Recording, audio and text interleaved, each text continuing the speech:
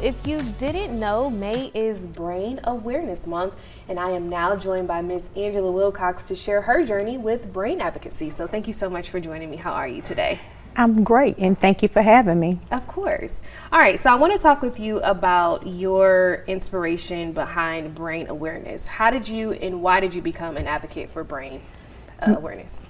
Myself suffer with what they call an acoustic nerve brain tumor that deals with with your speech, with your balance, with your hearing, with your spine, eye impairments. So all of those things is important to me because without your brain, there's no you. That's true. I definitely agree. All right, and so what would you say, just from your experience, what are signs of an unhealthy brain? The headache is what started it all. I would go to bed with a headache. I would wake up with a headache. I would wake up out my sleep with a headache. And typically, you think about, what's going on, when you're having these headaches, because it began to mess with my vision as well. And I'm like, I knew something was wrong and didn't know what was wrong, but I knew something was wrong. And it felt like I had water in my ear for some odd reason. And I'm like, I haven't been in a swimming pool or anything like that.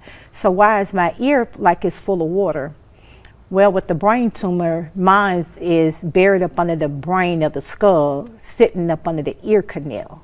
So that was the reason being that it felt like I had water in my ear.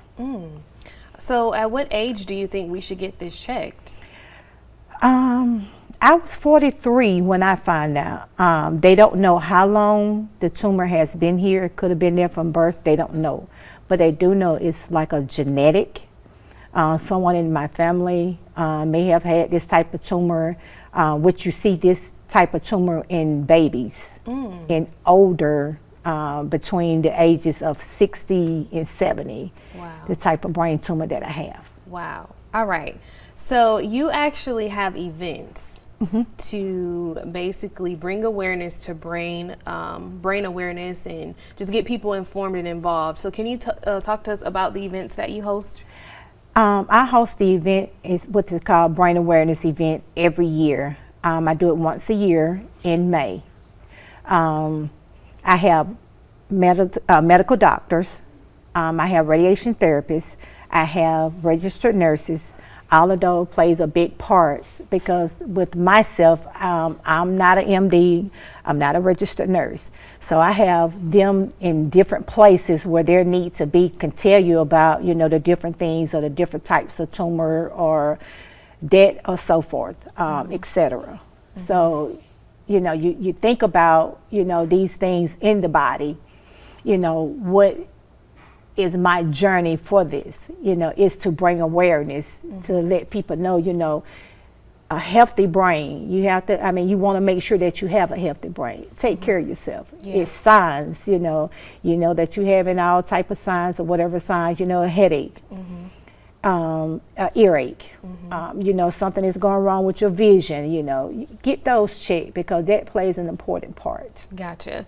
All right. And so Ms. Wilcox, you became an author. I did. With your journey. So you're definitely making the best of your journey. So can you tell us about the books that you have? The first book here, Buddy a Boy's Journey, which I call my brain tumor, Buddy Love. I love it.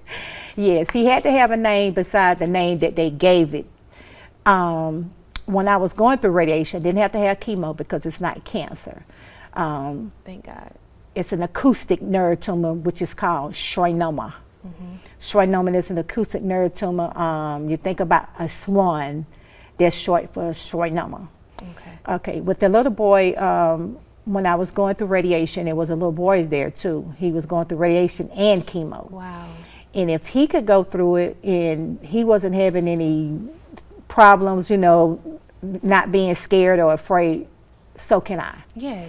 So I thought about, once I start getting better, I want to do something, to bring awareness, to let people know, it don't have to stop there. That's Just right. because they say that this is what you have That's or this is right. what you deal with, you don't have to just stop there.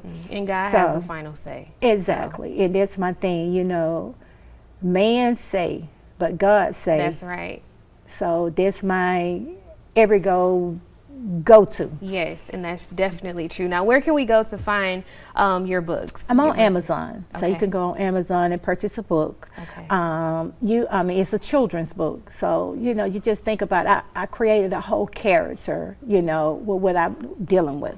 You know, the tumor is still there, so you know, I think about it. You know, I'm human. I Yeah. think about it, Yeah. but you know, in the midst of it all, I don't let it get me down. I That's don't right. do pity parties. That's right.